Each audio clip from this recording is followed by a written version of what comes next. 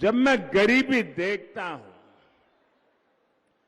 जब मैं आपकी परेशानियां देखता हूं, तो मेरी छटपटाहट बहुत बढ़ जाती है। मैं और ज्यादा बेचैन हो जाता हूं, क्योंकि मेरे लिए जब मैं सब देखता हूं तो मुझे मेरे जीवन के वो दिन याद आ जाते हैं, क्योंकि मैंने बचपन में यही देखा है, मेरे आसपास भी यही देखा, परिवार में भी यही देखा। जिंदगी जीने के लिए परिवार के लोगों को कितनी मशक्कत करनी पड़ती है, कितना जूझना पड़ता है, वो मैंने देखा है, जिया है। लेकिन मैं नहीं चाहता कि अब एक भी भारतीय ऐसी गरीबी में जीने के लिए मजबूर हो।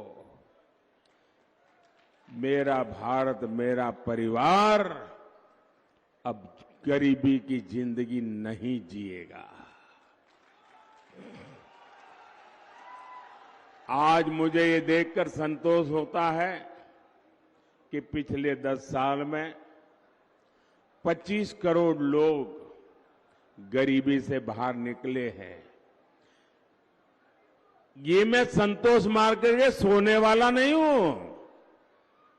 हां, मेरा विश्वास बढ़ गया है कि मैं अगर इतनी मेहनत करता हूं, अगर 25 करोड़ लोग निकल सकते हैं गरीबी से बाहर, आने वाले 5 साल मेहनत जरा ज्यादा करूंगा ताकि सबके सब गरीबी से बाहर आ जाए।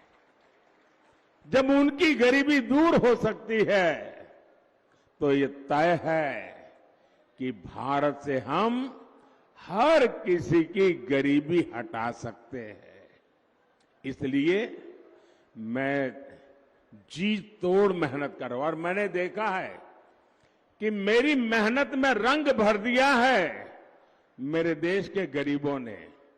मेरी मेहनत को नई ताकत दी है मेरे देश के गरीबों ने, क्योंकि जब मैंने उनको कहा कि मैं आपको हथियार दूंगा, मैं आपको अवसर दूंगा, आपकी मेहनत गरीबी को परास्त करेगी, और उन्होंने मेरे साथ कदम से कदम मिलाकर के चल दिए और 25 करोड़ लोग गरीबी को ध्वस्त कर करके बाहर निकल आए।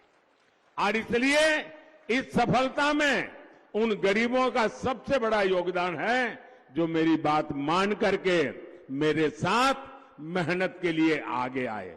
और जब मैं उनको कहता था कि आप पहले इतनी मेहनत करते तो नहीं, बोले साहब आपको देखते हैं ना, इसलिए हमको लगता है कि आप हमारे लिए इतनी मेहनत करते हैं तो हमें हमारे लिए और ज्यादा करनी चाहिए। और इसलिए एक प्रकार से हर किसी को मेहनत का चेप लग गया और हर कोई मेहनत करने लग गया, तो गरीबी जाने लगी। भाइयों, मैं जानता हूं कि भारत विकसित होगा तो उसका लाभ हमारे देश के प्रत्येक नागरिक को होने वाला है, आपको होने वाला है।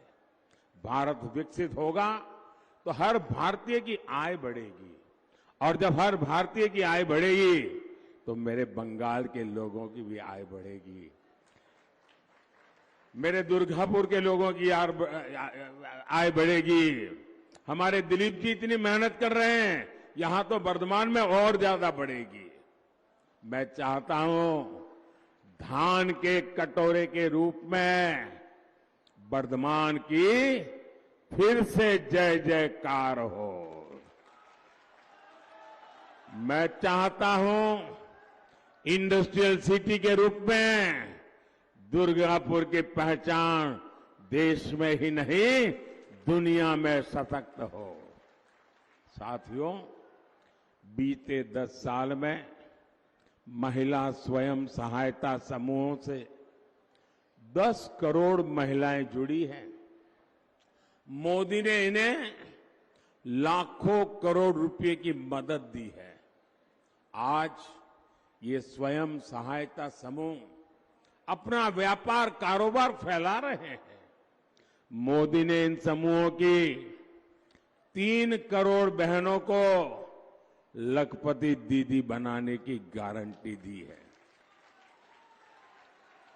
मोदी गांव देहात की अपनी बहनों को ड्रोन पायलट बनाने में भी जुटा है। इतना कुछ मैं क्यों कर रहा हूं? ताकि मेरी बहनों बेटियों आर्थिक रूप से और सक्षम बने, उनकी आमदनी बढ़े। लेकिन साथियों, ये टीएमसी, ये लेफ्ट और ये कांग्रेस वाले कर क्या रहे हैं? ये दिन रात क्या कर रहे हैं? मोदी का सिर लाठी मारकर फोड़ देंगे। ये कहते हैं मोदी को गोली मार दो। लेकिन मैं भी डरने वालों में से नहीं हूं। और ये नामदार लोग समझ लें, कामदार कभी डरते नहीं हैं। ये नामदार लोग समझ लें, गरीब ने कभी डर करके जिंदगी जी नहीं है। और मैं गरीबी से निकला हूं, तो डरना तो मेरी डिक्शनरी में ही नहीं है। और हम गरीब लोग जीत के बड़े पक्के होते हैं। एक बार ठान लिया मतलब ठान लिया। मैंने भी ठान लिया है, जितनी नफरत मुझसे करोगे, जितनी गालियां मुझे दोगे, मैं उससे ज्यादा देशवासियों की सेवा करूंगा।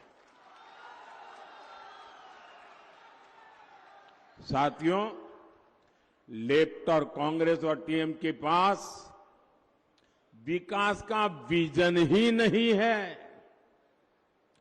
लेफ्ट, कांग्रेस और टीएमसी किसी राज्य का क्या हाल कर सकती है, ये आप लोग अच्छी तरह जानते हैं। ये बगल में त्रिपुरा लेफ्ट वालों ने तबाह करके रखा था। 35 साल राज किया और पिछले 5 साल में बीजेपी ने पूरे त्रिपुरा की जिंदगी बदल दी। दोस्तों, लेफ्ट वाले गए तो विकास का सूरज उगने लगा। आपके सामने जीता जाता उदाहरण है।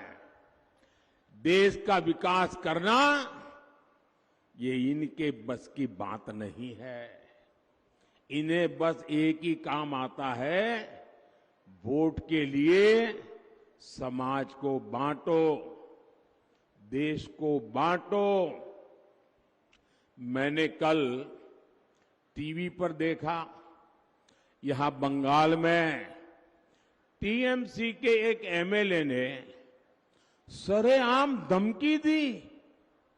वो कह रहे थे कि हिंदुओं को 2 घंटे में भागीरथी में बहा देंगे।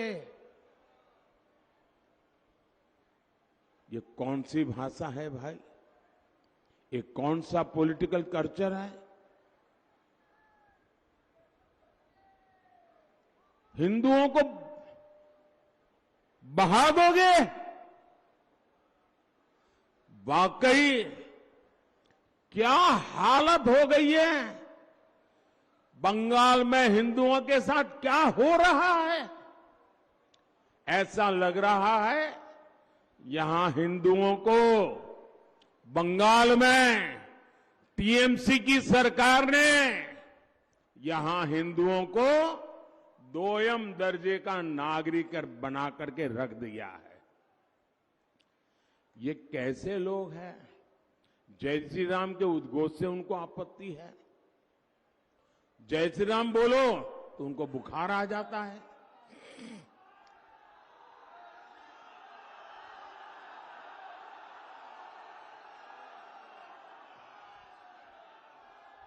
इनको राम मंदिर के निर्माण से आपत्ति है। इन लोगों को रामनवमी की शोभा यात्रा से आपत्ति है। मैं आज पूछना चाहता हूं टीएमसी सरकार से, यहां संदेश खाली में हमारी बहनों के साथ, हमारी दलित बहनों के साथ इतना बड़ा अपराध हुआ। पूरा देश कार्रवाई की मांग करता रहा। टीएमसी उसके गुनहगार को बचाती रही।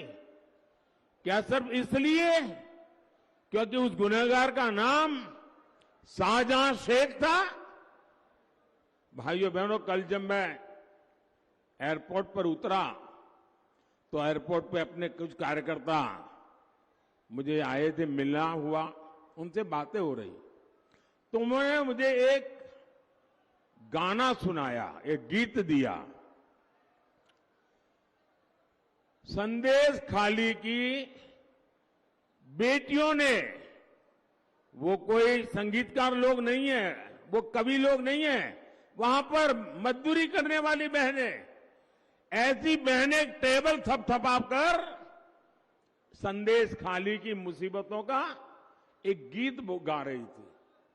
वो गीत मैंने सुना, बंगाली में गीत है, लेकिन मैं अपने आंसू रोक नहीं पाया। मैं तो हर बंगाली को कहूंगा को संदेश खाली की उस बहनों का गीत जरूर सुने। इतना भाव विभोर करने वाला वो गीत है, यानी जो बंगाली नहीं है वो भी समझ जाएगा।